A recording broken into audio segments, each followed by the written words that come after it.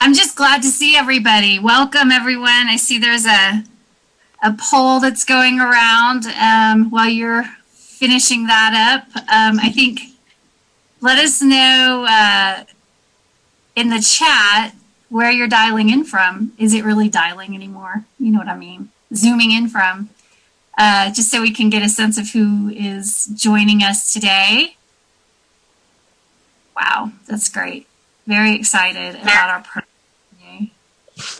So why don't I go ahead and get started. I'm Stacy Caldwell. I'm with the Tahoe Truckee Community Foundation. It's good to see a lot of familiar faces and some new faces. Ooh, New York. That's awesome. Joshua, good to see you. Tamia, if you will queue up the PowerPoint, I'll blitz through that so we can get our program started.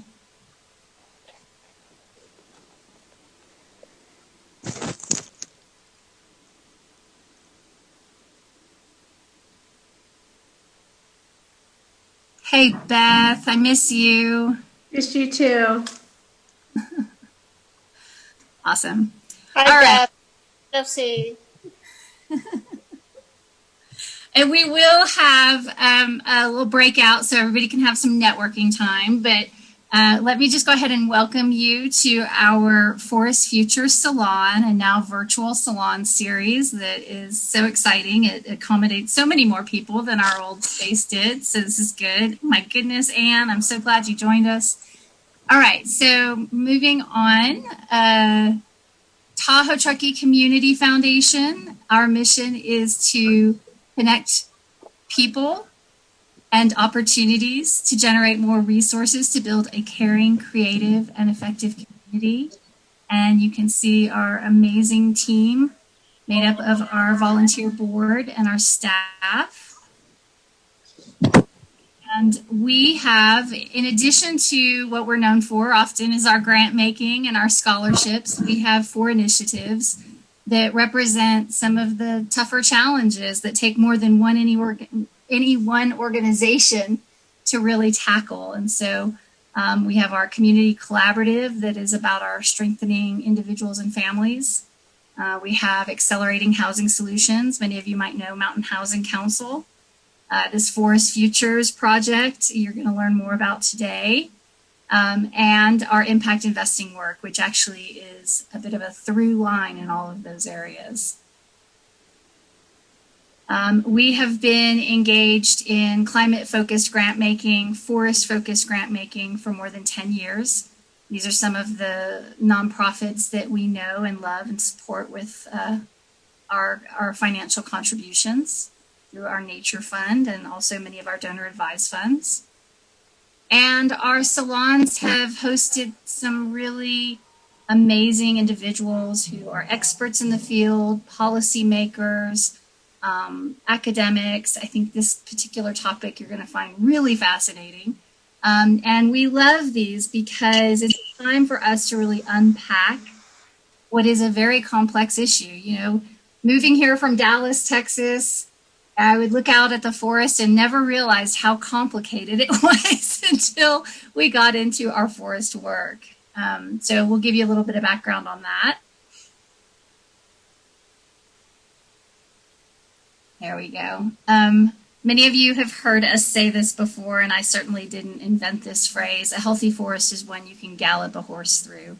This is a picture of a healthy forest, and if you look out your window, I hope you see a healthy forest, but many of us don't see that. Over the years, Tamia, next slide. Over the years, our forests have seen a lot of changes, not only from the weather patterns and the drought that led us to the bark beetle infestation and tree mortality and overgrowth, has just resulted in a lot of high hazard zones across California. A lot of dead wood is in our forest, and our communities are threatened significantly with the catastrophic wildfires. Insurance drops across California has been significant, and I'm sure many of you on this call may have experienced that as well. Next slide. And this has been the worst fire season on record, with more than 9,000 incidents, more than 4 million acres burned, 10,000 structures, and 31 fatalities. This has been a doozy. And so I think for many of us, not only do we love to see the snow because one of the reasons we love to live here, but it also invites a break from the fire season. So our role in the forest work is primarily and first and foremost to bring people together, to educate ourselves, to engage our community. And so that's what the Salon series is about. In addition to mobilizing resources, those that we've been able to already raise, as well as future resources that we're in the process of raising. And finally, to accelerate those solutions. Now, that's fine. So today, we want to invite you to get to know each other. I can't see how many people. 40 people are on the Zoom today. So glad you made time for us. We'd love for you in your breakout room to introduce yourself. If you have a LinkedIn profile, share it.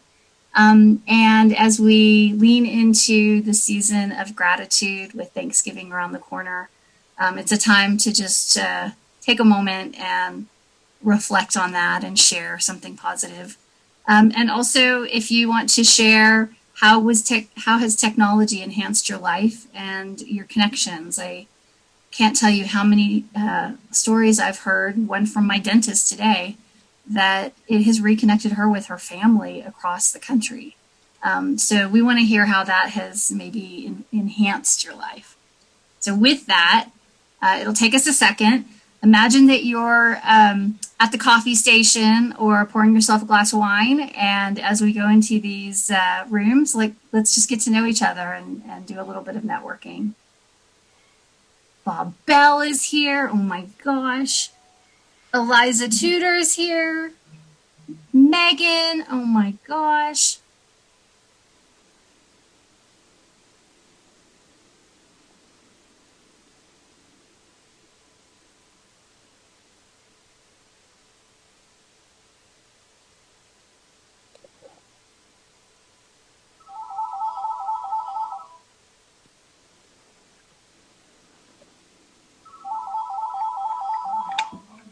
This is Bill.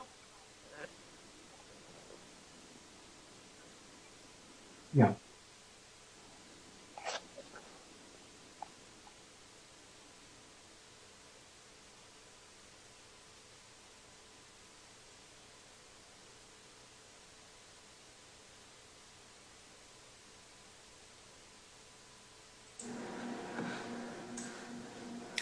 Robert, are you there?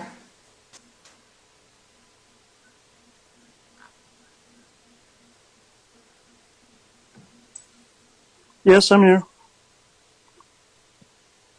Are you wanting to join a room? Well, I've got another meeting in 20 minutes, so not for very long, I guess. I mean, the breakout room session, it's only like 7 minutes. Okay. Do you want to or no? Sure. Okay. Okay, I'll move you to a room. Okay, thank you. You should receive an invite.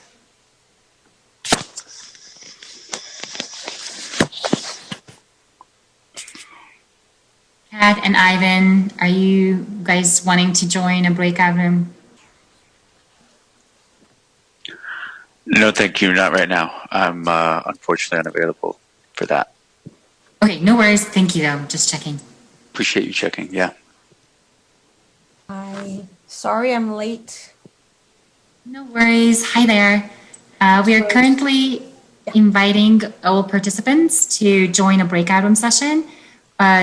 It's about 7 minutes, 7, 8 minutes. Would you want to do that or Sure thing. You know, I'm here mostly as an observer and a happy invitee, but I'm very happy to go join into a room. Absolutely. Okay. Thanks. Just hang tight, accept the invite.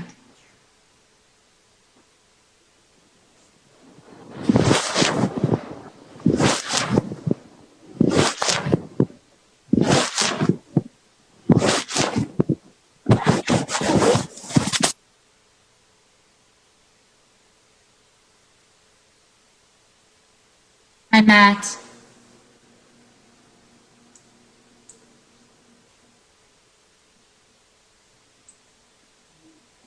Do you want to join a breakout room session by chance, or you just Oh, want that's to wait okay. on? I came Okay, late. I'm cool. fine. Okay, no worries, just checking. Thanks.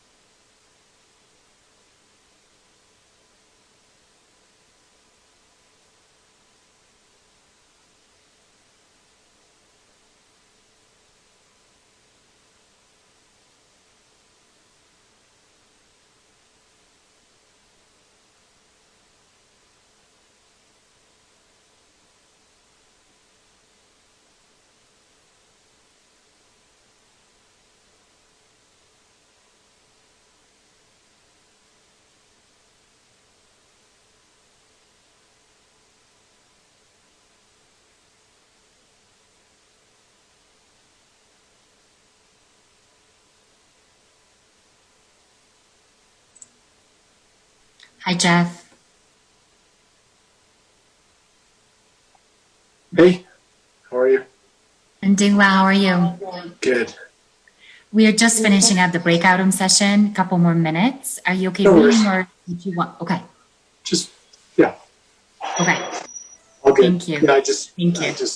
had something to do for a few minutes after the start. So God, no worries. I just wanted to make sure that you're okay waiting. Otherwise, I would have let you join a breakout room. thank you. That's all. Okay. Sure.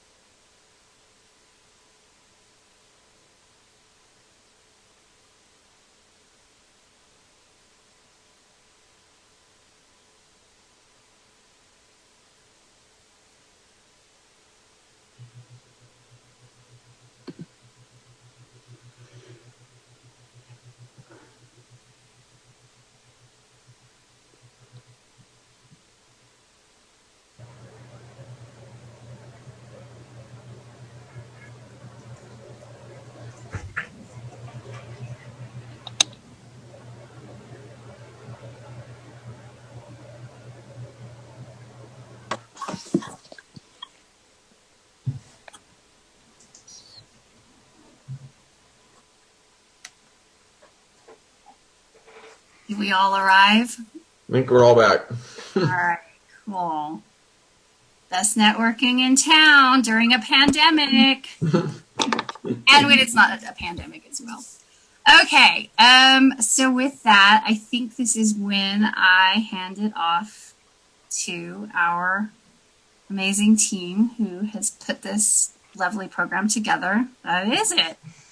So with that, I would like to introduce Robert Suarez and Teal Zimring, who have put together an amazing program for us to share. And I just encourage the presentations are over. I hope that everybody will feel comfortable to engage and ask questions.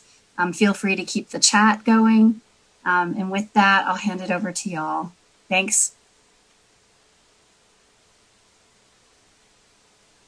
Thank you, Stacy. Robert, I can't see you right now. I'm here somewhere. But you're in there. There you are.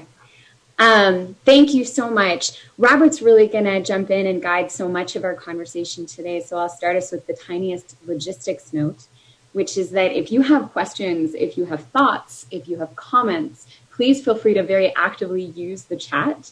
I will be monitoring it. And as questions arise, we will keep those and hold them and track them and call on you. So don't lose your good insights and questions. Share them with us through the chat.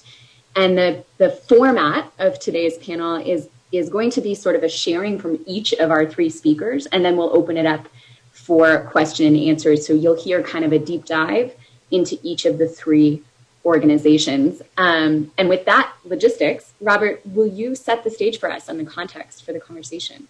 Absolutely. Some of you are new to the salons. A lot of you have been with us for a while, so thank you.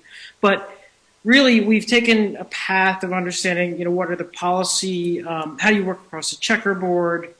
We had Sierra Pacific involved in the conversations. We've had Joint Institute of Wood Product Innovation from Sacramento. So we're going through this path of understanding how do we surround this challenge and drive towards solutions. So what I'm really excited about now is that we're hearing from three what I call solutionists. We know there are big global challenges. Our forest is certainly one of them, but we need to look at others who are addressing these challenges head on. And this acceleration model is one that we're very, very interested in really copying and applying to our forests. So what we need to do, there's not a lot of forest accelerators, there's not a lot of forest venture labs. These things, are kind of specific to us, and we need to drive hard on this major challenge. But what we need to do is look at others who are doing it in maybe adjacent or related spaces. So you hear from three experts, absolute experts, in what they do and how they facilitate others to do great work. So it's very important. Everyone here, whether you're in a community or interested, try to track some patterns that we can pull out and maybe apply to our specific regional challenge. And with that, Teal, as our super networker, always goes and finds the best people in the world. So I'd like you to kind of tee up our crew here, and then we'll hear from our panel experts, get a conversation, and then questions and answers. And there's always a lot of great questions with this crew. Thanks, Robert. Maybe we just leave it at that. The best people in the world. I guess you introduced them. I will quickly just give a little tiny snippet about each of you so that we can flow between your conversation. We'll dig so much more into who you are and the work that you do as we go. Brenna, thank you for being here, is the Chief Fellowship Officer at Activate, managing the entrepreneurial research fellowships all the way from selection to graduation across all of the programs that Activate supports. And one of those is Cyclotron Road at Lawrence Berkeley National Lab, where she was previously the program operations manager. I used to spend a lot of time there too at the National Lab, so I love that in common. Peter Miner leads the innovation and corporate engagement activities at Carbon 180, also a Berkeley Bay Area ecosystem person, and has built a startup accelerator and venture fund focused on frontier technology. So we will dig much deeper there. Johanna, thank you for being here, is co-founder and principal of Prime Impact Fund, identifying and evaluating investment opportunities and managing investments toward business and impact goals. She previously worked with the Department of Energy with the EERE office. Renewable energy, I know, is the second half of that acronym, where she focused on launching entrepreneurs and new businesses out of the universities and the national labs and supporting early stage startups with funding, training, and technical resources. So Johanna, you can tell us the first two. Energy efficiency, that's it. Energy efficiency and renewable energy office at the Department of Energy. So with that ineloquent introduction, Robert, who will be speaking first? I thought we would, we're going to kick off with Brenna. Yes. And then Peter. To Johanna. Oh, so I did introduce you in the right order. Brilliant. Brenna, take it away. We'll give you controls of the screen. Great, thank you so much. I will share some slides momentarily.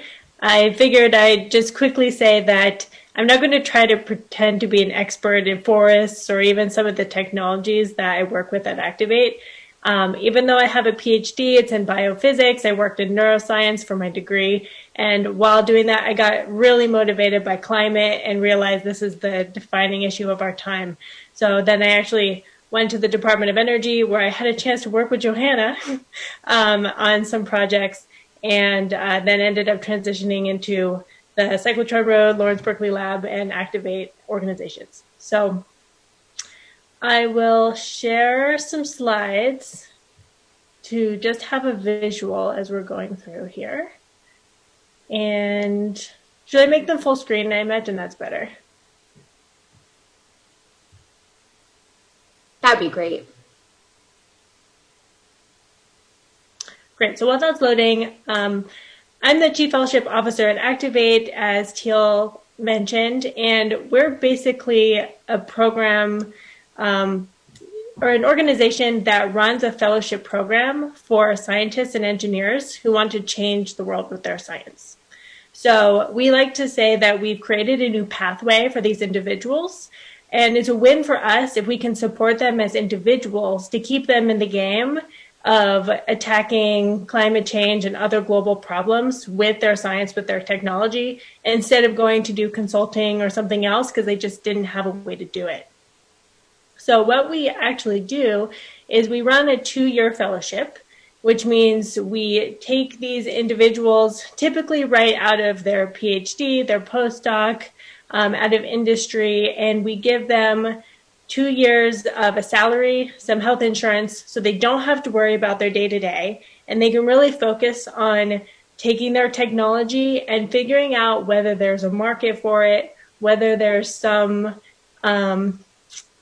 way they can make a business, because we think it needs to be economic to really reach the scale we need to to meet our climate goals and to start a business. So these are highly technical people. You'll hear from Peter, they're taking an opposite approach, but we help these people learn how to be technology and business leaders of a company and find the resources they need to move it forward.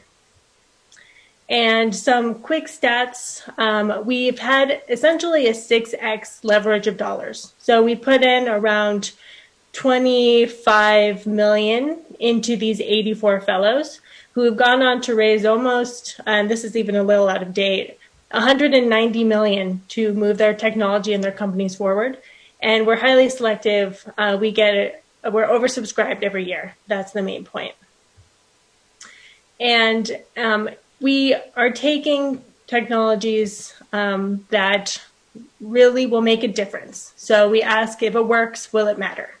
And so on this slide, we're highlighting how if only 8 of our fellows are able to scale their technologies, then it will have a massive global impact on CO2 emissions and climate. And we've actually supported, as you saw in the previous slide, 84 fellows.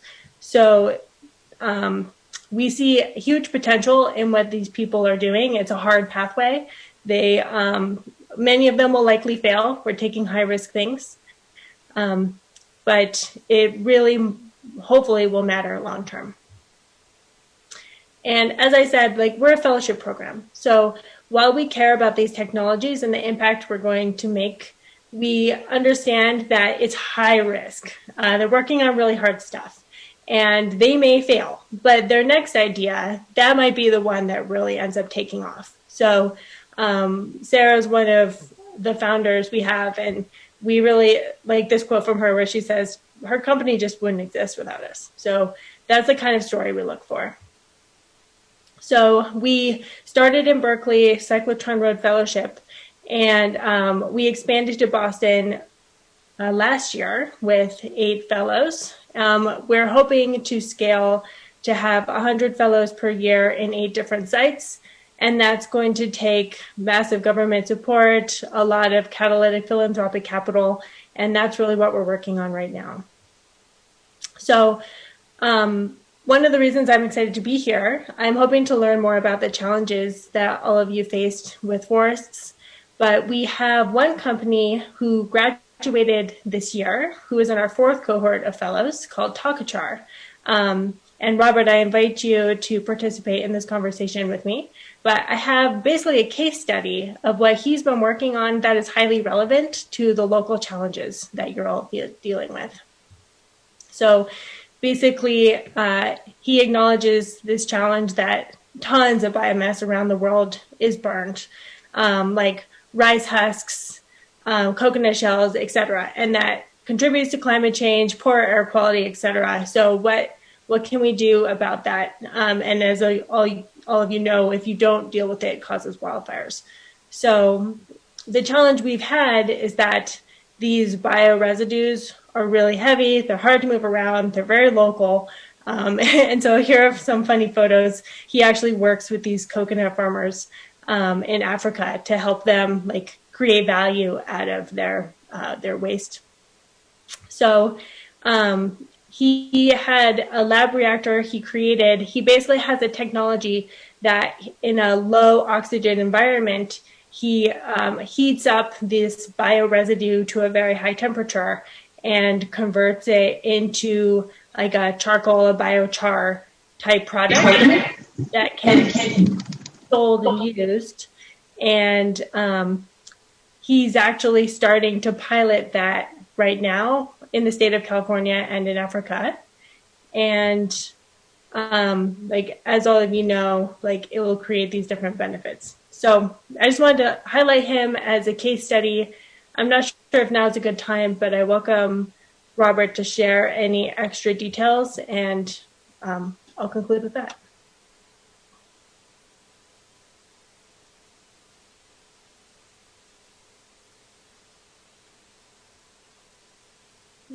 Stop share. There we go.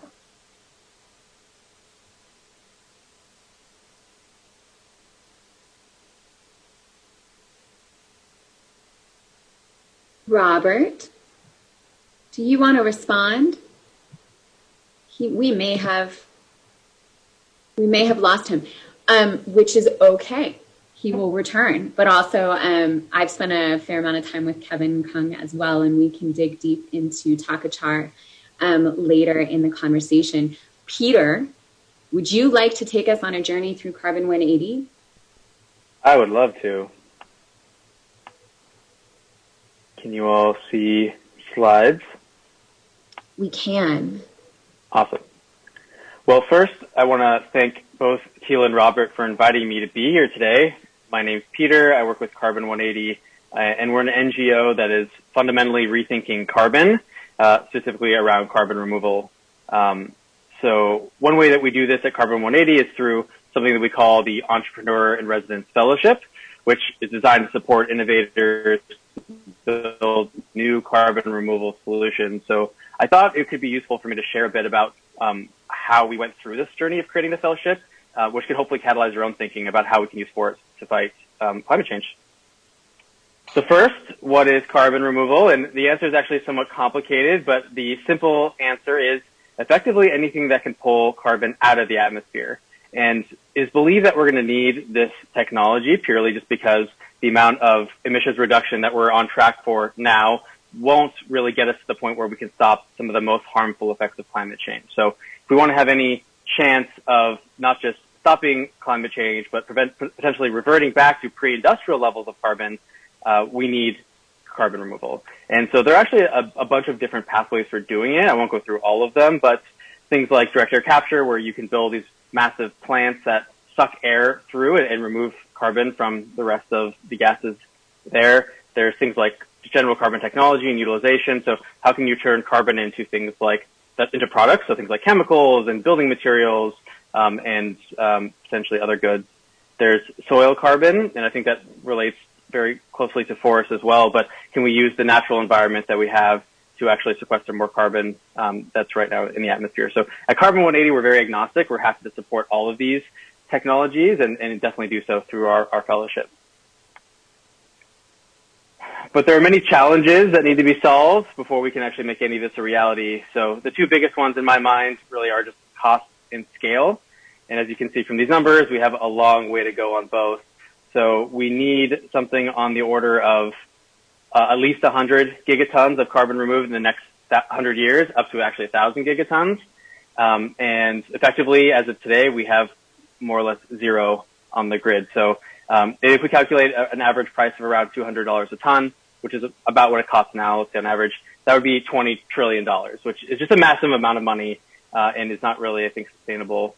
So I think hopefully it's clear that we need a lot of carbon removal to stop climate change, and it's definitely going to be a challenge to getting there. So that's really the question I think that we like to ask at Carbon 180 when deciding what kind of work we want to do and what we want to build is, if we really have about 10 to 20 years to start making meaningful progress on improving these metrics that you see on the screen, what do we need today to start building in order to get some momentum towards the solution? So I am an engineer by training, so I always tend to come at things from first principles. And if you look at this graph, so carbon removal is going to be a marketplace like almost everything else. It's going to be supply and demand that's needed. On the demand side, there's a lot of work that folks like us are doing around policy and trying to get government to create incentives and market making to really get this field off the ground. A lot of companies are also some of the first to be customers for carbon removal and building them into their sustainability plans. So there's a lot of work on both those areas. I think the other side of it, though, is that we also need to continue innovating. So if $200 a ton is too expensive, then what can we do to drive that down to sub 100 or sub $50 a ton to make it more economically feasible? And then also think how we can make a ton of it. So 100 gigatons is a lot. I'm trying to think of what's the scale. Nothing really comes to mind, but this would be one of the largest engineering projects that humans have ever created. Not out of scope of what we've done in the past, but certainly it's going to be a big list. So these are the areas that I think need the most help if we want to start kickstarting this industry. So at Carbon 180, when we decided that we wanted to do more, we decided to take a look at innovation as one of the core bottlenecks. And the reason we got there is that we had a bunch of conversations with different groups in the carbon removal community. So folks like investors, entrepreneurs, companies who were in support of it, and they all sort of came to the same conclusion that there just weren't enough innovators who were building solutions to this, that more needed to get done and on faster cycles if we were going to hit the metrics that we have. So proof of this came at, we saw proof of this recently with Stripe's negative emissions commitment. I don't know if you guys heard about this, but essentially a company came out and said, we're willing to buy carbon removal at any cost, at any price, for about $1 million a year. And from that call and the global search that followed, they only had about 24 companies come out to participate. So to me, that feels incredibly low. If that you're a startup company and there's $1 million on the table, I feel like you would go above and beyond to try to get access to it. But I think it really highlights that the number of companies who are actually doing credible work in this area are somewhat limited at this point. So it was clear to us that we need a lot more innovation if we want to have a real shot at defeating climate change.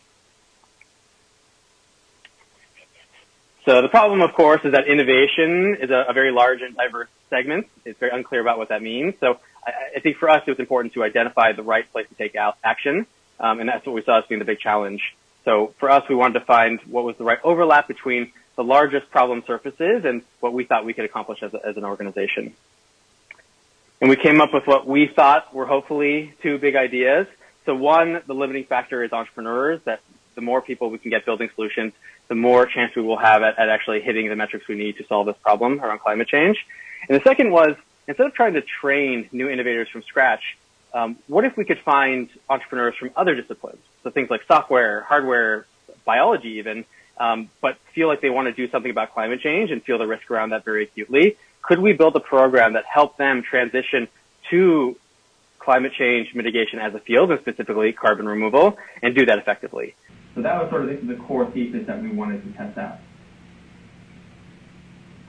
So to build that, I think there were four things that we put together. So first, we thought we needed a North Star, and effectively what that means is give them a goal to shoot for, since this is a really big problem, and it's important to start building momentum right away. And so for us, the North Star that we gave to our entrepreneurs was think about solutions that have the potential to remove at least 1 billion tons of carbon per year within the next 10 years or so.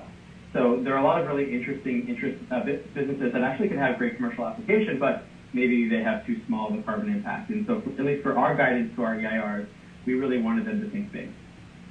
The next thing that was important to build was an education program. So I think this is true in most things in climate, but it's especially true around carbon removal, where it's a relatively new field and there's a lot of really deep science that goes into it. It's not really a well understood field yet.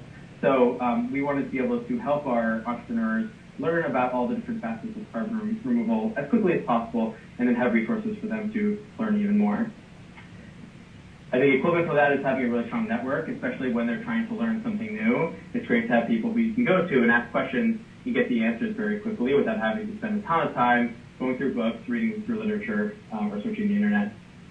And lastly, we want to provide our EIRs the resources in order to really focus on this for the next 12 months. So we wanted this to be their full-time job and actually do what they can to build a viable business. So that was an important resource that we found to provide our EIRs. And in terms of program design, we want to keep it pretty simple. So we engage with our EIRs in 3 different time periods. So weekly, we come together as a group to talk about some of the core challenges they may have or questions that they want to ask the group. I think for us, this is one of the main community aspects of the program. And we find that our EIRs, even though they're building different solutions, a lot of the problems they run into trying to navigate carbon removal of the field are the same. So they can learn from each other almost every time.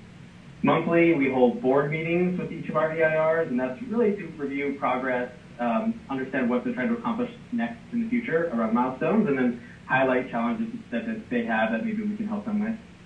And then quarterly, we do now remote retreats. It started off as in-person retreats, but these are 2 to 3 days where we get together as a community and learn new areas and make connections and really try to focus on the community building aspect.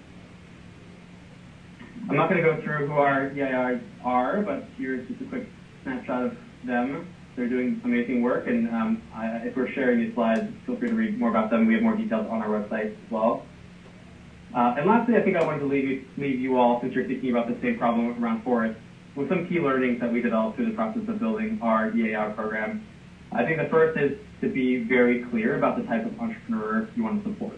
And there's a lot of different vectors that goes along. So one is, what stage are they? Are they really idea stage and just thinking about potential solutions? Or have they gone about building technology or talking to customers or testing out a new business model? I think also thinking about your entrepreneur in terms of their own skill set. So are they a very technical, science-minded person? Are they more of a business model innovator? Different types of entrepreneurs will require different types of support and services. So thinking about that ahead of time and really targeting the resources you put together can go a long way to ensuring success. I think the second thing that we learned is that it's incredibly important. Maybe the most important thing that we realized is you need to work with entrepreneurs with a deep passion for fighting climate change. And the reason for this is not just sort of fuzzy in your heart. It's because this is an incredibly hard area to succeed in. So it's going to require a lot of grit. There's going to be a lot of failure. And so if people aren't in love with the idea of spending the next 10 years of their life doing this and probably failing, then they may not make it all the way. And the third thing is, it's surprising how much a network of experts and potential customers is a value to climate entrepreneurs. Those are two things that I think are some of the most opaque for them, is how am I going to learn how to build this as quickly as possible, and then who's going to buy this from me? In a lot of industries, that's a very clear pathway for you to go down. In climate, not so much. So being able to have a group building accelerators or other fellowship-type solutions who have that expertise and can bring that to entrepreneurs is incredibly valuable. So I think I just want to leave this one last thought with you all. I'd love to chat more about it in the Q&A, but I think forests are likely going to be one of the key tools that we have for fighting climate change, and not just because of the amazing structures that exist in forests, being trees and in plant life, but actually the immense amount of carbon that is being stored in the soil beneath them. So there's a lot of work that we still need to do around establishing the right metrics and scientific abilities to measure how our actions influence carbon in soils and forests, and do it in a correct, rigorous way.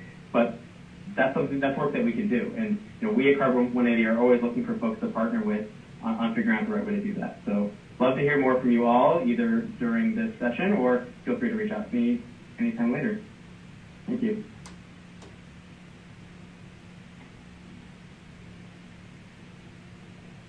Okay, should I jump in, Teal? Oh, yeah, sorry I got kicked off for a second, but thank you. Yeah, I'll circle back around, but yeah, let's get kicked off, Johanna. Thank you. All right. Okay, so can you guys see my slides? Yeah. We can see it, and it's not full screen, but we can see your screen. Oops. Okay. Let me try to make it full screen. How's that? Perfect. Okay, great. Well, I'm really excited to be here talking with you all. I think forest efforts are really top of mind for us at Prime, although as others have said, it's not an area that we're as knowledgeable in. So I couldn't be more excited about this connection being made, and I really appreciate it.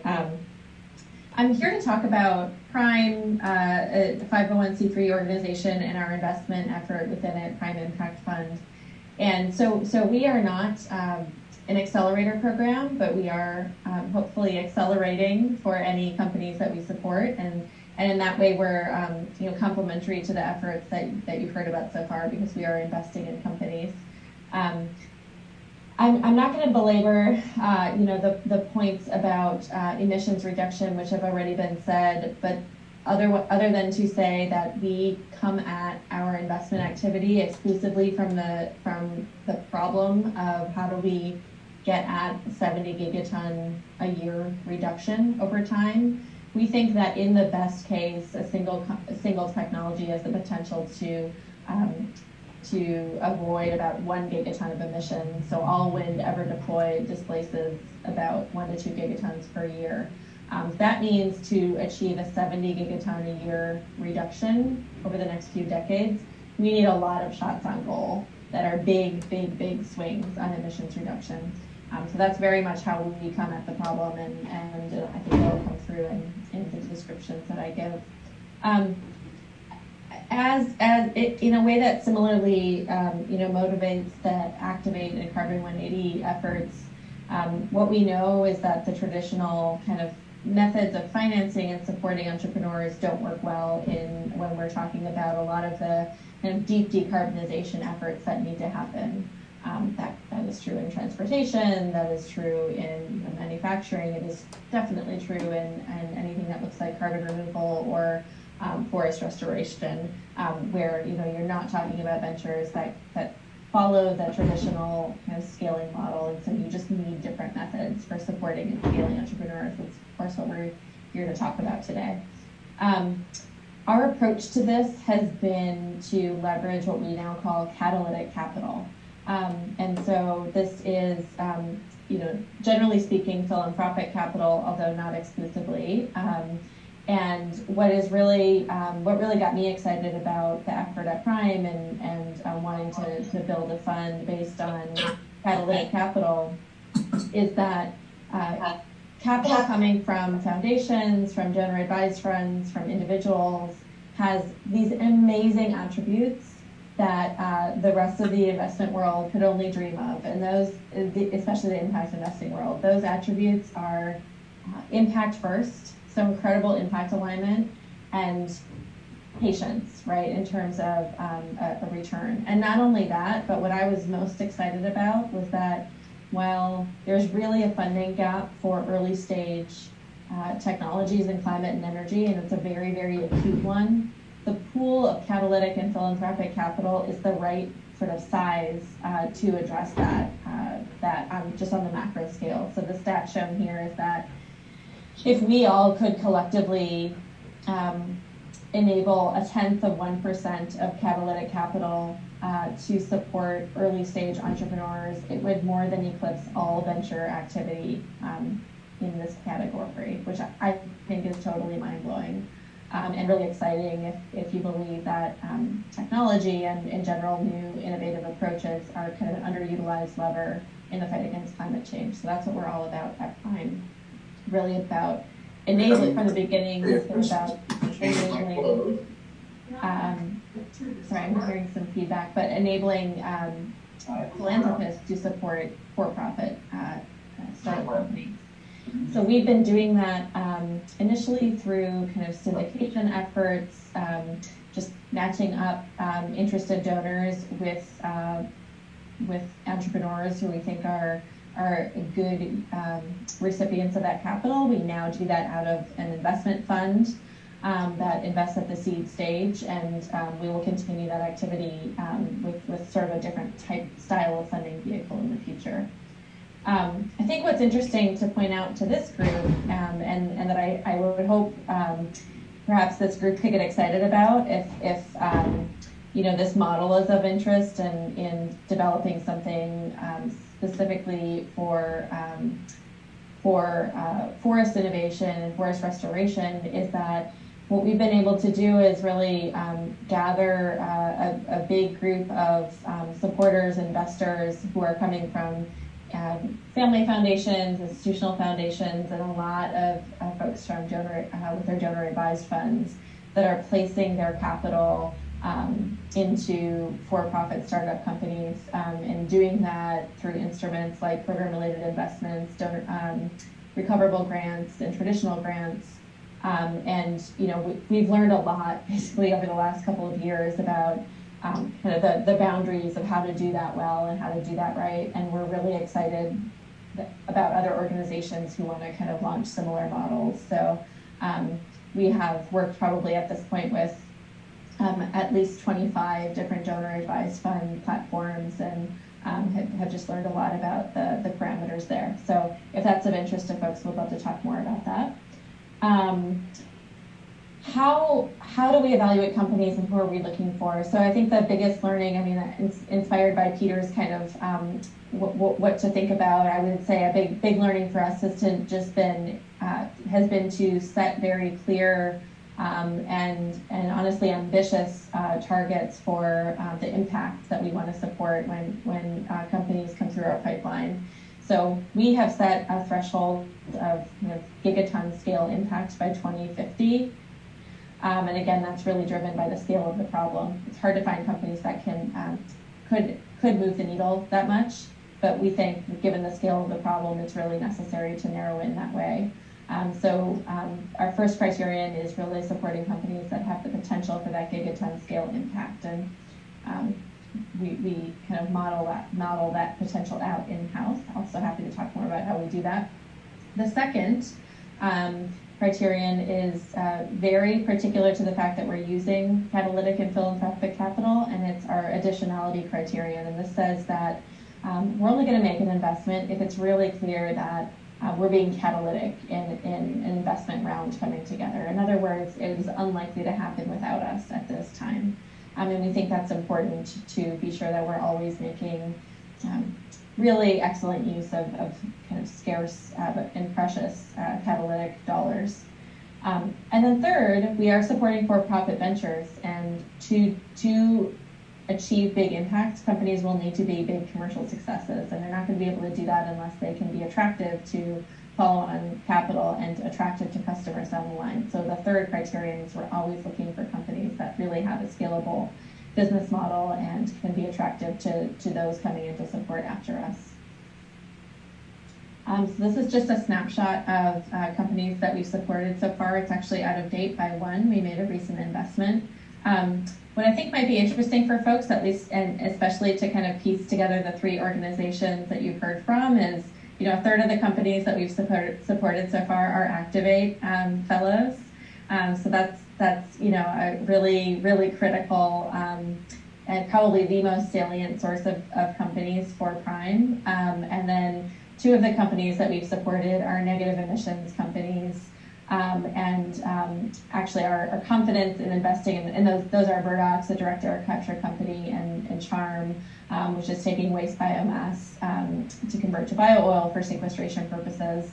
And really our confidence in developing an investment thesis and eventually making investments in negative emissions was a direct result of a collaboration with Carbon 180, where they really helped us think through the policy landscape and various trade-offs as investors in thinking about negative emissions investment. So I think it's really actually nice that we're all on the call here, and a good kind of representation of how this ecosystem works together.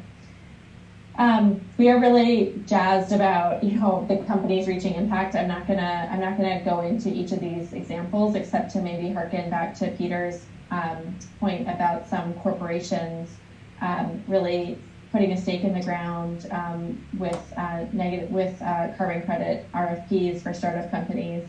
One of which we were really proud to support, Charm Industrial, and that's also relevant to the forestry interest on this call in making waste biomass monetizable through carbon offsets. And what we're, I think, most excited to see in terms of this early commercial traction, not only from Charm but from the other companies shown, is that while we selected companies with this kind of impact first lens, so far this thesis of impact first but with attention to kind of a real commercial scaling pathway is so far bearing out in terms of these companies really getting commercial traction underway, demonstrating pilots out in the field, and in some cases already achieving follow-on funding. So we're really really inspired by these so far. I think I'll leave it there.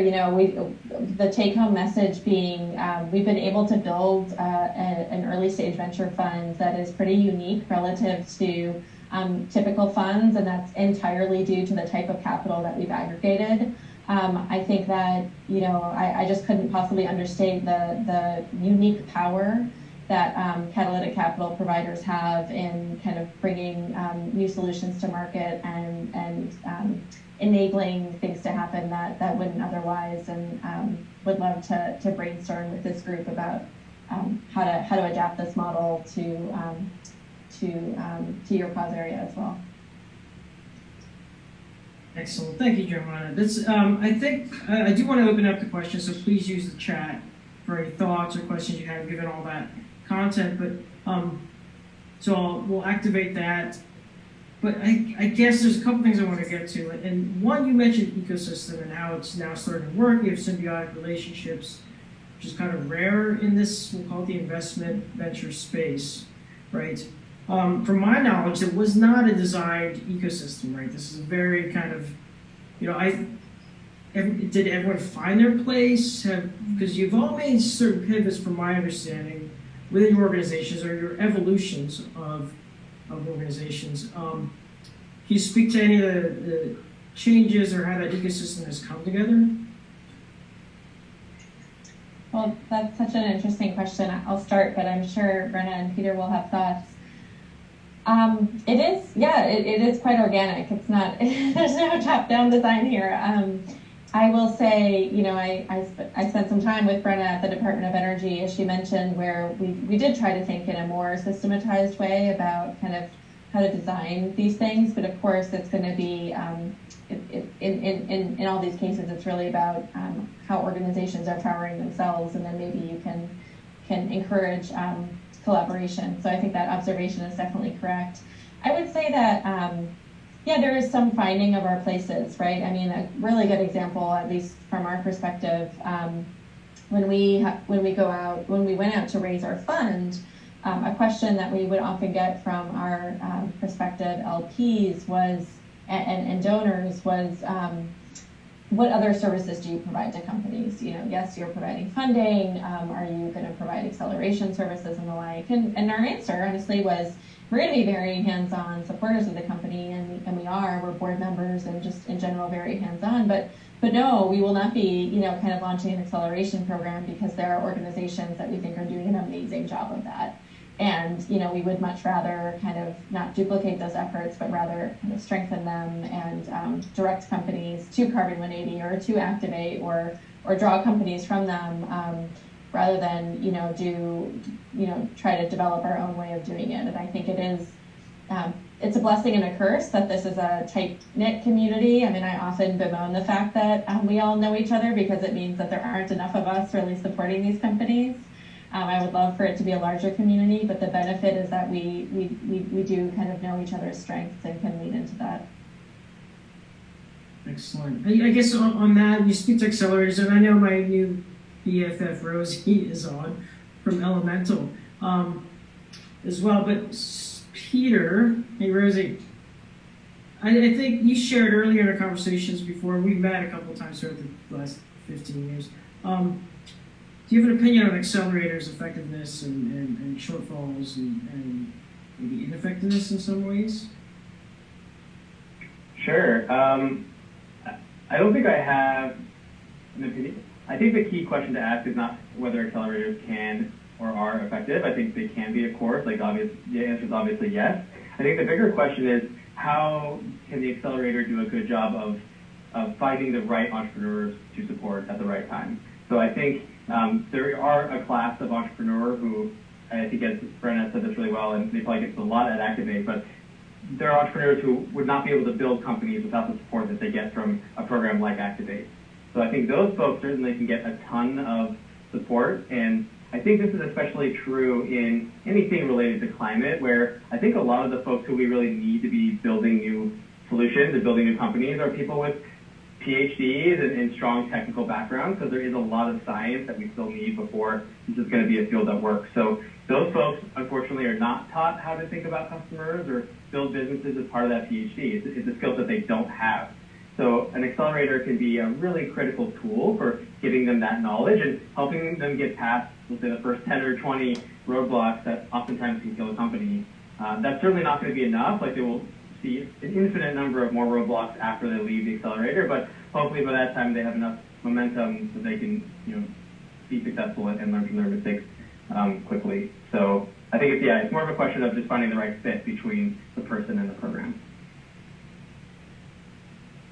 Okay, thanks, Peter. Well, I get Rosie or Danya, I didn't know you were on here, so thanks for joining us.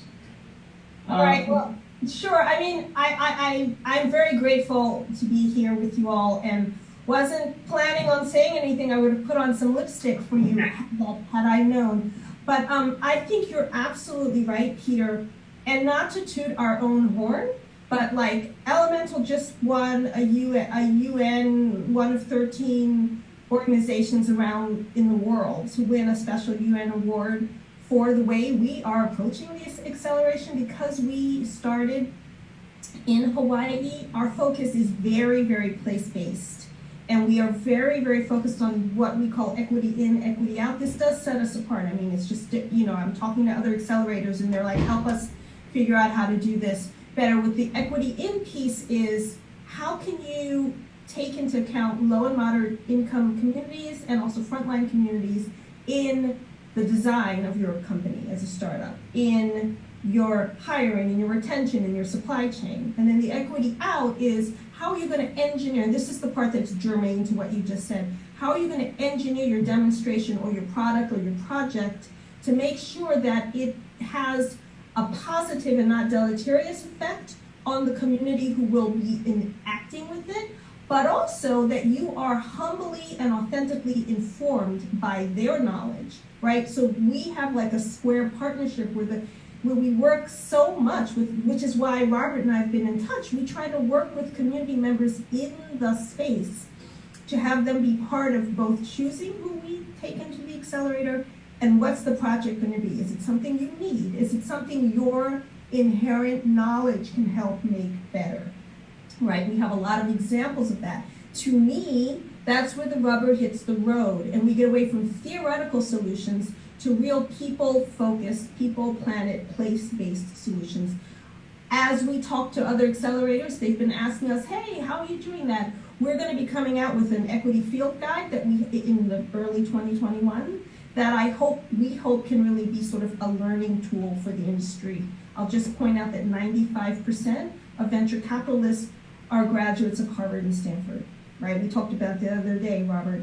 That means there's a whole tranche of innovators and solutionists who can't even get in the front door. So we are really trying to be both an accelerator and sort of like a social impact engine at the same time. And I look forward to seeing more of our colleagues going down this path, because I think that is what's going to actually make the difference rather than a lot of sort of theorizing about what it could look like. So thanks for letting me pop in with that, Robert. I appreciate it so much.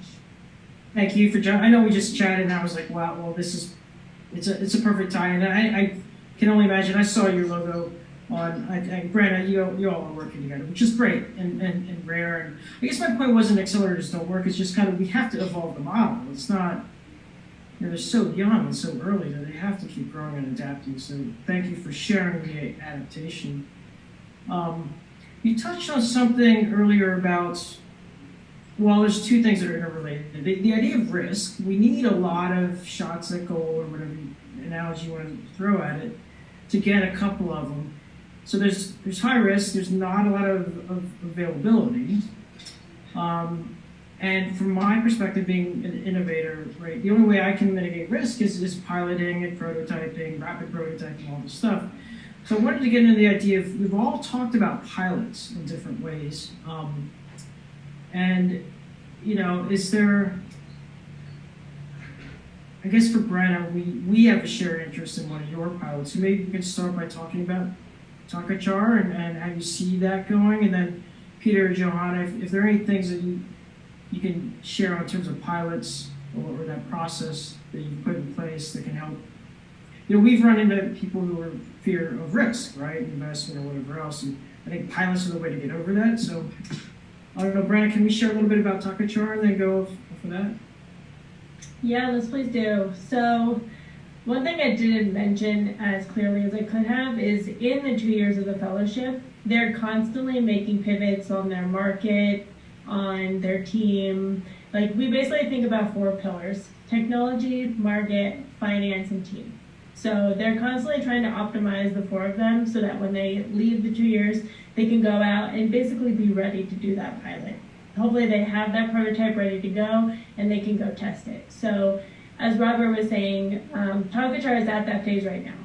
So he is going to be piloting with, I think it's CAL FIRE, Robert, at the Jackson State Forest. Yep. This upcoming year.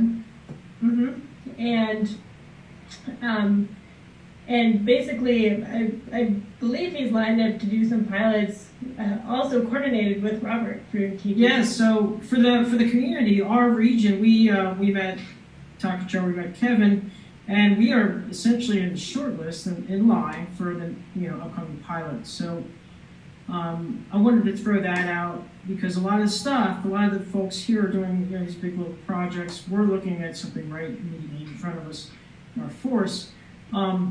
So we're lined up to do a pilot soon. He's certainly open to customer discovery phase. So really, if any of you own land, the only questions are what trees do you have, what's the density, what are you currently doing so that Takachar can integrate with the overall operations. So for me, it's just sharing that we are making progress. We're not just, the salons are great for talking, but there's something waiting for us. And this is one of probably 30 things we should get lined up. But that idea of piloting and experimenting and rapid prototyping is something that I think is common to all your organizations. I don't know, Peter, if you want to comment on that. I know there's so much prototyping going on within your portfolio.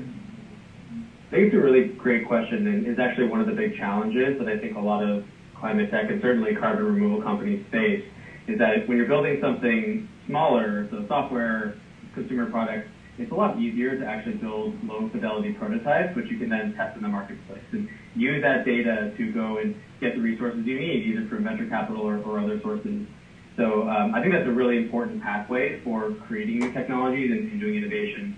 And that's just fundamentally harder to accomplish when you're building something that doesn't work until you get to like the $10 million per plant scale. So I'm not sure that anyone has an answer to that problem. I think I'm always encouraging my companies and entrepreneurs to think about is one is how can you do a low fidelity prototype that may not actually be your technology working, but highlight some of the core risk areas that can convince the VC that this is going to be interesting. So sometimes that's just customer interest and has nothing to do with technology, but thinking about how you can do those create those proof points and that show that you have a business is really important. And I would say the second thing is we really push that our companies, especially the ones doing larger scale industrial technology, is have a really robust TEA. And a TEA is a techno-economic analysis. So it's a way to numerically look at not just what your unit economics are going to be for your technology, so make sure that the financial side actually works, but you can also demonstrate that technically this can really scale and have the carbon impact that you want to have. So that's not a perfect substitute for a prototype. Having an actual thing is always better, but in the absence of that, doing a rigorous job of analyzing what you're trying to build and showing that to potential funders can really help a lot. Thank you. Just a quick reminder. Thank you, Peter. We have a TEA for Takachar, so if anyone wants that, we can send that across. Kevin shared that with Brenna and I think this morning, so fresh off of the Berkeley press. Johanna, any notes on that, or? Yeah, it's something we think about a lot when we invest in companies. Very often at this prototype stage, and so post our investment, oftentimes the thing that they are proving out on our capital is kind of at the pilot scale. So we do think about it a lot. I would say one thing we try to do, it actually relates to the comment Brenna just put in the chat, is we really try to help companies buddy up with strategic partners in order to undergo a pilot more cheaply. And that might be a corporate entity, or it might be, an off-taker. It might be, someone with relevant land resources, as you mentioned, Robert. But, more and more we see opportunities for companies to really get creative in terms of their feedstock or their off-taker or their partners. And that can be a way to do it more capital efficiently than otherwise. But as a company starts to, piloting usually occurs in stages. There's like a pilot and then a demo and then a, full-scale demo. And this really occurs in stages. And what we, think about, and honestly one of the biggest challenges is graduating a company from the point where it makes sense for them to do that demonstration on venture dollars to the point where it's really not a good use of the company's kind of corporate equity to finance that next project. And many companies kind of fail into this what's called second valley of death of demonstration challenges, where they really require a scale of capital that venture can't provide, but they're not considered financeable or bankable yet. And so this is really a well-known problem, and one of the things that we are trying to do to address it is really develop structured finance tools that use Catalytic Capital for project finance in the same way that we've learned how to do for venture investing. So stay tuned on that. It's a project that we're getting underway right now and should be about a 12-month research effort before we start doing some initial investments. And the last thing I'll say on that is I'm really encouraged by especially some state level efforts in California and New York in particular to kind of to put public dollars on the line to help companies with pilots and demonstrations. And I'm hopeful that there's going to be a lot more of that, but it's a really critical resource for companies. That's great. Thanks, Johanna. I have an example of that for Takachar that I'll share in the chat as well. But while we have you on, I wanted to see if Benji, you had a related question. If you wouldn't mind getting off of mute and asking the question. Yeah, thanks, Johanna, for the presentation and all the presenters. It's really fascinating. Thanks, everyone, for organizing. Johanna, I was wondering about your investment thesis or criteria for additionality versus scalability, the second and the third point that you brought up. And if you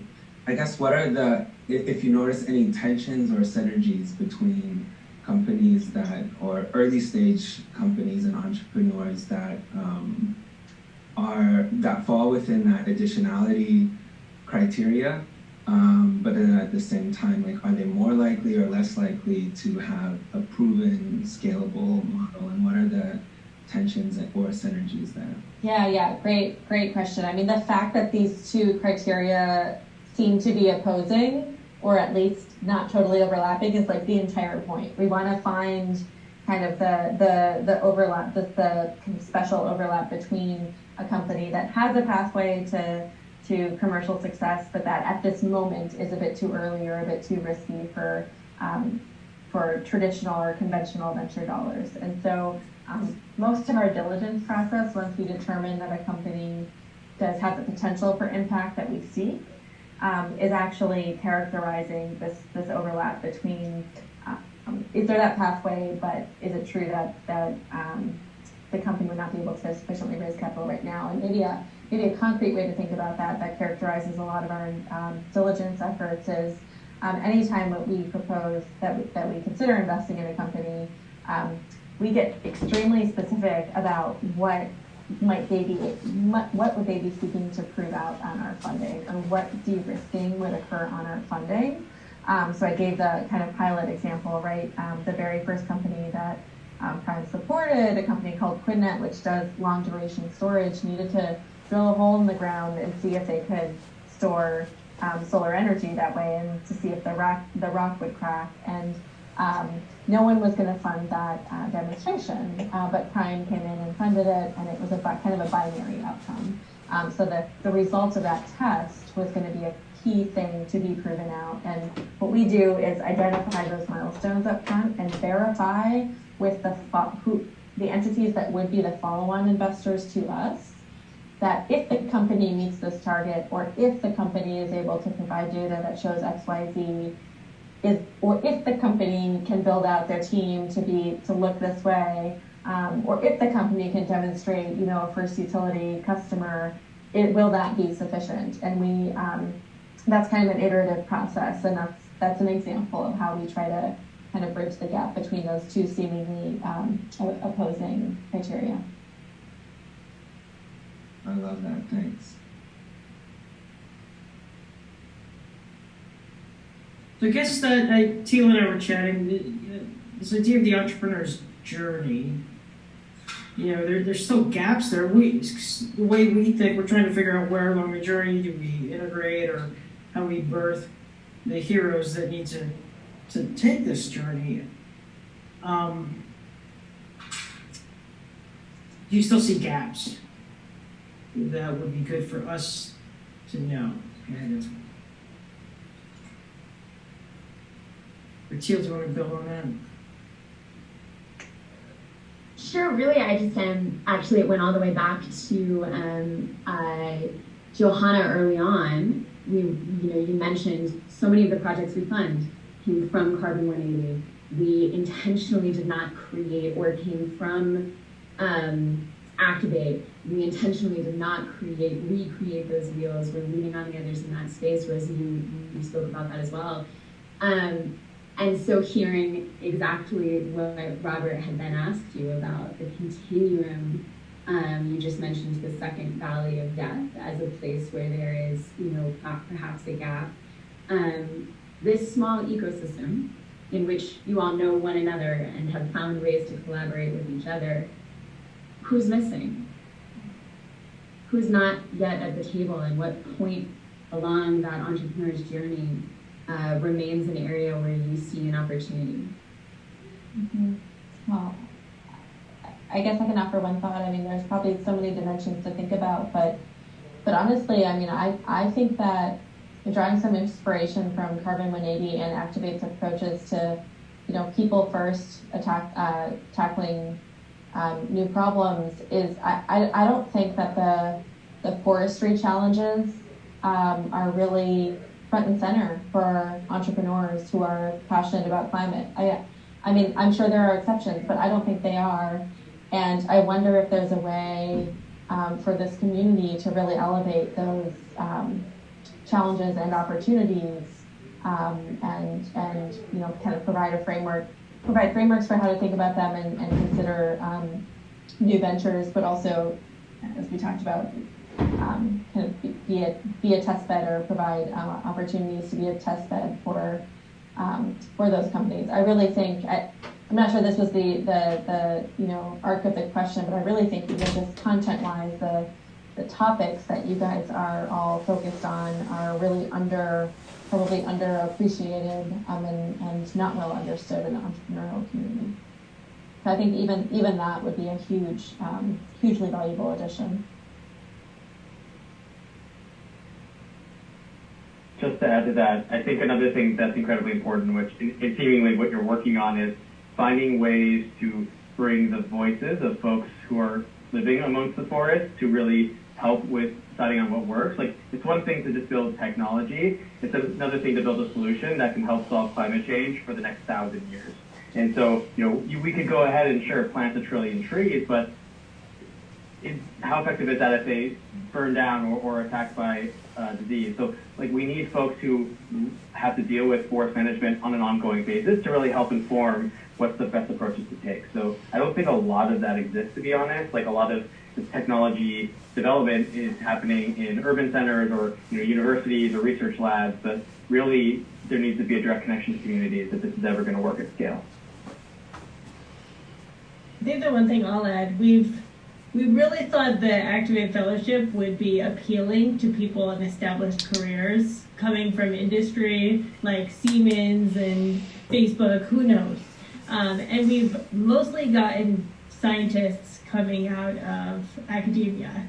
And so I think that there's a chance for us to be bringing more people into this space and having them really realize how they can play a role and get excited and motivated, whether it's founding companies themselves, whether it's mentoring people, whether it's being co-founders on the ventures we're helping start. So we're trying to figure out ways to bring more people into this space to help everyone achieve impact.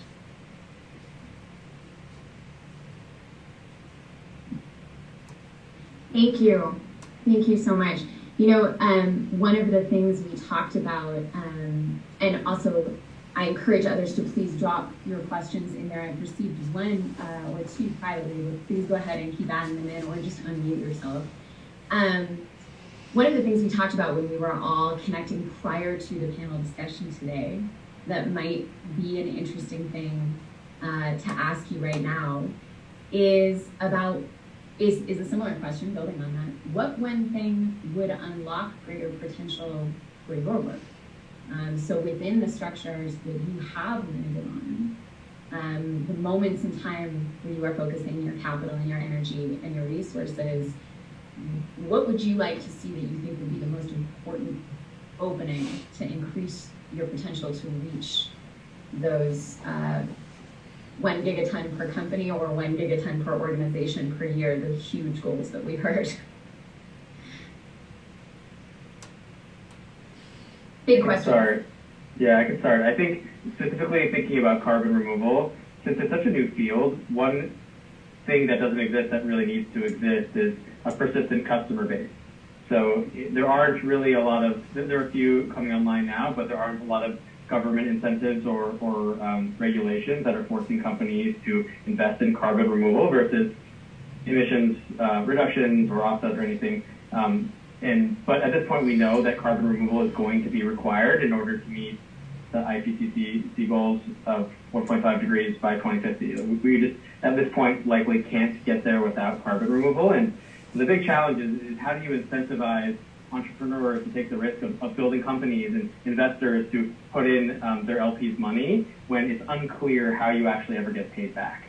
So I think a lot of people have theories of how a customer set for carbon removal will arise, and I'm personally confident that it will, but there's a lot that I think we can be doing now to try to move that forward as fast as possible. Because I think having more customers will not only, I think, incentivize more entrepreneurs to get in the game, but will unlock a ton of private capital and potentially government capital that's kind of sitting on the sidelines right now.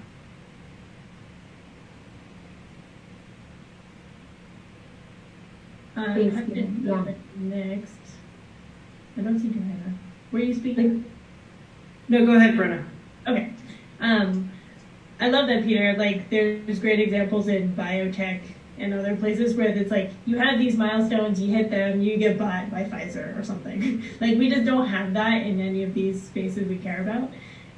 In thinking about Activate specifically, I haven't really mentioned how we fund fellows. It is very, very sponsor dependent. Like, we work with the Department of Energy, we work with certain philanthropic sponsors, with the state of California, and the impact that sponsor wants to see needs to be the impact that fellow is going to create. And that is unfortunately limiting. We don't have any sponsors really, except for very few that can fund fellows that care about the issues that we're talking about today. And so we're trying a couple different fronts to make that, to get more flexible dollars. Like, one is we have a day one memo, if you've heard of that project out, that's trying to get the Small Business Innovation Research dollars, SBIR, used for things like a fellowship program like Activate. So those dollars typically go into companies for research only. And we're like, can you support the people that are doing that research? And those dollars are everywhere in the government that does big research and development. And then also we're looking for philanthropic people that care about the space, that want to be starting ventures in technology. And as they say, we're trying to get to that 100 fellows per year at 8 different sites, and it's going to take a lot of capital to get there.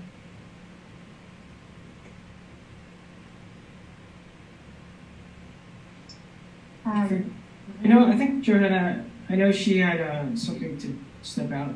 I got kicked off of Zoom, but I'm back. Thanks for coming back.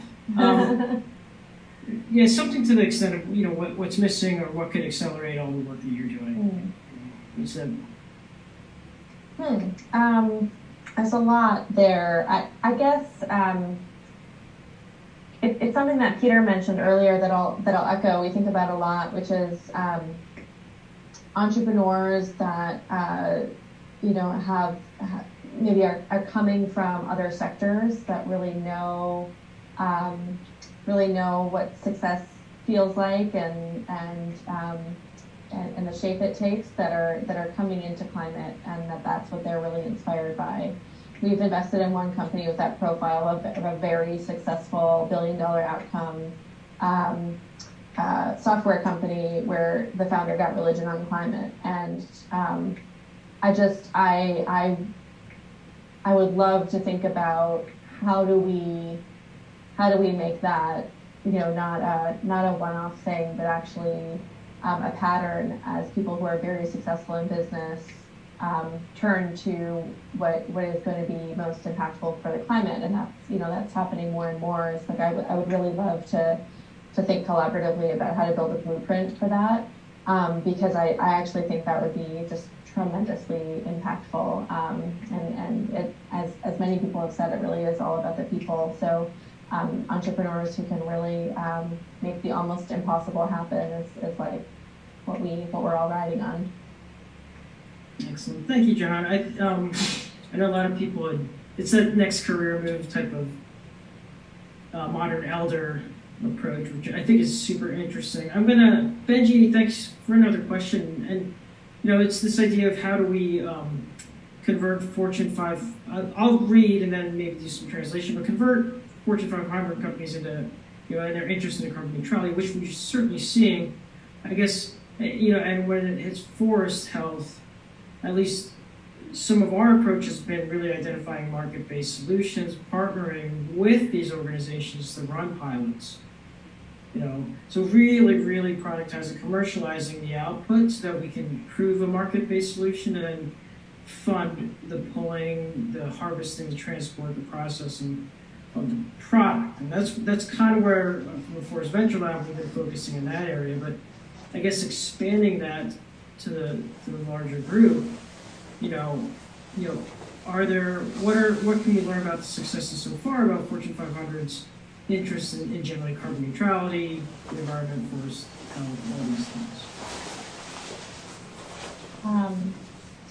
I can offer one perspective. It's not. I don't know that it's relevant to the forest part of your question, but it's fresh on my mind because I spent some time recently on some conference calls with the Amazon team.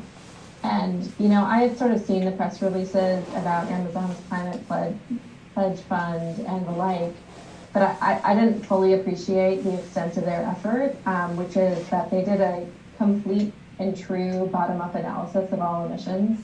And if you can imagine the extent of that effort, it's incredible. And to the extent that we have a motor generator company in our portfolio, and to the extent that the Amazon team knew that their conveyors, right, that are shuttling boxes is a huge source of wasted energy. Like if they know that, they really truly did a bottom-up analysis and they're looking for a solution to that. The purchasing power of a company like that, cannot be understated. And so I think that just that pattern of a company doing a true bottom-up analysis and having the balance sheet capital to actually decide to be the market demand for solutions that would address their bottom-up analysis. I don't know if that's repeatable, but I hope it is, because I think that is incredibly powerful if a handful of Fortune 500 companies start taking that approach. I think it's going to move mountains. I like getting them in really just on supply chain alone. Kind of can prove out a lot of the potential impact and the savings, efficiencies, all that. It's great. Yeah, and I wonder if there's any chance for B Corp or B Labs to start incorporating some of that into their process of becoming a B Corp. Maybe they're already doing it, but perhaps that can also be a medium-term to long-term strategy that can have a lot of ripple effects. Just to add something else, a different thought. This might be a little bit controversial given this audience, but I actually think it's pretty important that we don't convert Fortune 500's interest from carbon neutrality to forest restoration. And I think the reason why is that we need to be careful not to think that normal forest restoration necessarily has is normally, it could be action related to climate change. And sorry, this is confusing, but I think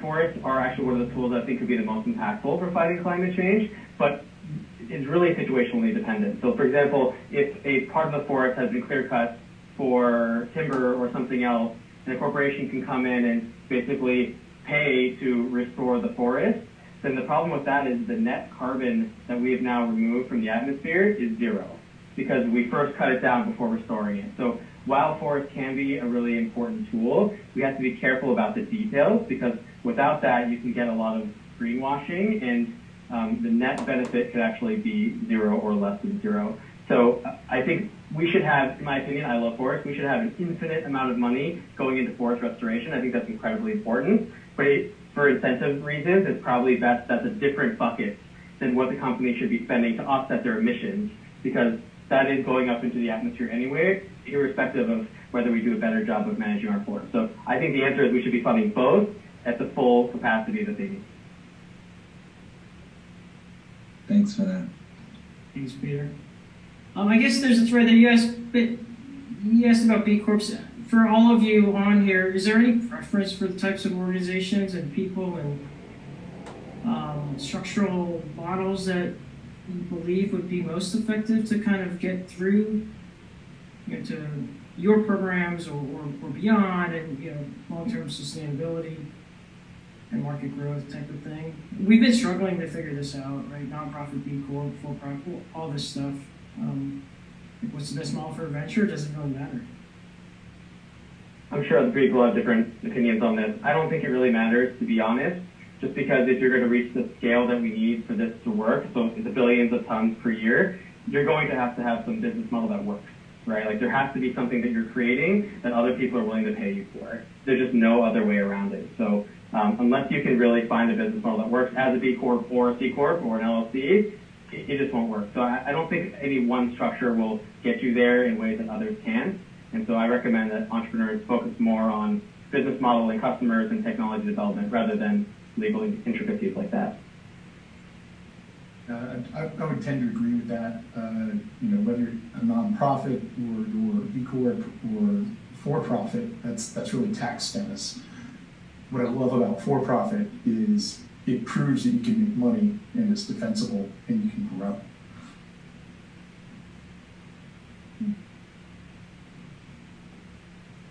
I will just add that we're actually very open about legal structure, maybe too much, but one of our EIRs is actually building a nonprofit, but have a clear path to building product and actually having customers in a very traditional, for-profit technology sense. So I don't think actually you even are required to be a for-profit in order to have a for-profit business model.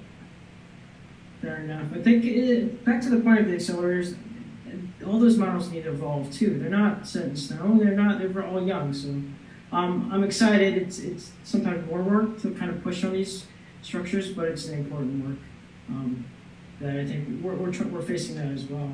We're at the 1.5 hour mark, and this is where we like to just see if there's any open questions, thoughts, questions for the panelists, questions for each other. This is a community gathering. But if not, I want to, share any closing thoughts from the crew. Johanna, Peter, Brenna, thank you so much. I know that Johanna's on the East Coast, getting late over there, and we're all super busy and we're all super zoomed out. Rosie, thank you for coming. I love to see you again. And thanks, because Elemental is definitely in the mix with all this crew, so this is not foreign to any of us. But anything, Teal, to share with us, and then maybe we'll share what we're doing. Upcoming in 2021, we'll have more programs similar to this and different. Not something specific to add, but a reflection just in listening to each of you this evening, and then to the conversation on legal structure gets me very jazzed, because I think that's an opportunity that each of you has found a different way to lean into, is to get really creative in legal structure, and just to draw a little bow around our connection to the forest, which is where I live my life, and my brain and my heart live their lives. I love what you said, Peter, about the need to finance to the fullest of the need within the forest space. Elliot, thank you for jumping in with the resources on public capital and some of the funding that is out there, especially from the Sierra Nevada Conservancy. We have so many challenges when we think about market-based approaches to biomass use and wood fiber use. And they really are different, because this is such a heavily regulated space, because we're talking about offtake from federal land, because we're talking about sales to a regulated entity, most frequently utilities. So it's a policy challenge that we confront within the biomass and wood fiber space so significantly, which is, I think, part of why it's so hard to find models that fit into the work that each of you are doing. But I also believe they're out there, and I love seeing Takachar today. And thank you for bringing up the examples where you're seeing entrepreneurship and innovation.